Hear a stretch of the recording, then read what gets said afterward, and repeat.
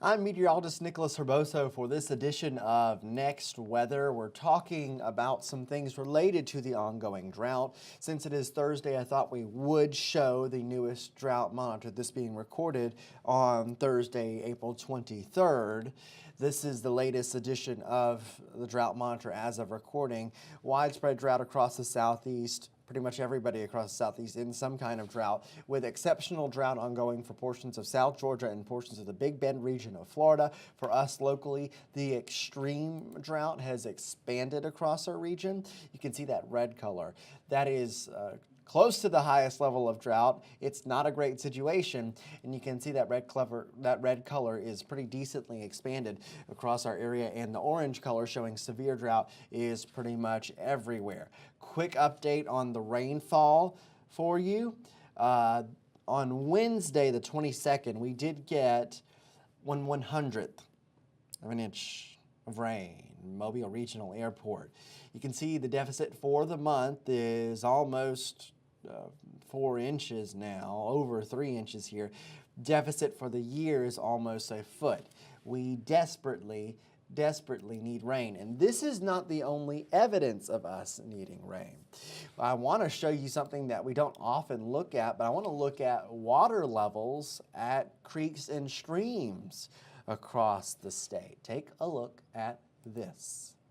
This source is from the USGS, United States Geological Survey. This is the water data section of their website. And what you're looking at here is a map of the state of Alabama, and what you're seeing are the monitoring locations, continuous monitoring, and we're looking at the gauge height parameter. And all of those brown dots you see, all of these brown dots with the exclamation points here, those are all showing extremely below normal gauge height. What about discharge? Extremely below normal. I think of flow. So discharge and gauge height, just a couple things that we can look at, and those are definitely showing that the water levels are low right now. I do want to take you a tour on some of our local stations, and here you can see at the bottom of your screen the latest value. This is Escatawpa Creek. This is near Coffeyville. Extremely below, latest value 3.13 feet. We'll take a look at the graph here in a second showing some of these. Tombigbee River at Berry Steam Plant near Leroy is extremely low. Alabama River here is also extremely low. That's kind of near the Claiborne Dam there. Murder Creek near Bruton, near Evergreen, I should say, extremely below normal. Sepulga River, extremely below normal. This is on the gauge height parameter. And you can take it all the way down to places like the Magnolia River, where it's extremely below normal. And look all the way across the state. I mean, we'll look up north here. Here's the Black Warrior in Hale County at the Selden Dam near Utah. That is extremely below. Let's hop over to the Cahaba River near Suttle, extremely below. There's just so many of these observing stations that are low.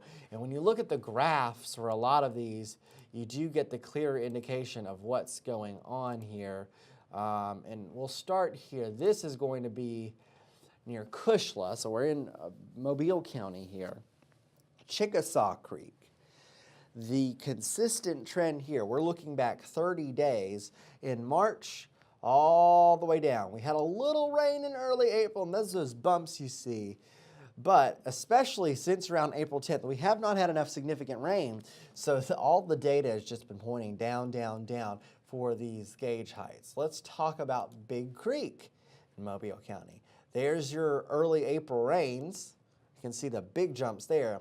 And it is a steady decline there. A little rain happened the other day, and now we're back down here. So this is evidence and proving in graph form that you can tell the water levels have been going down. This is now Escatawpa River, near Wilmer, way out in West Mobile County, near the state line. Little gap in the data there, shooting up there early April with a rainfall event. And then from there, the Escatawpa River has been steadily down day by day. More evidence of an ongoing drought, and this does impact. These are creeks that we're talking about, like Big Escambia Creek here. This is something that you notice if you're driving over one of these bridges here that takes you over these waterways. You'll notice, oh my gosh, the water level is lower, and you're seeing that very clearly. Here's the gauge height. It goes up early April and then back down, and you can see the steady down there. This is Big Escambia Creek at Sardine, Stanley Crossroads there.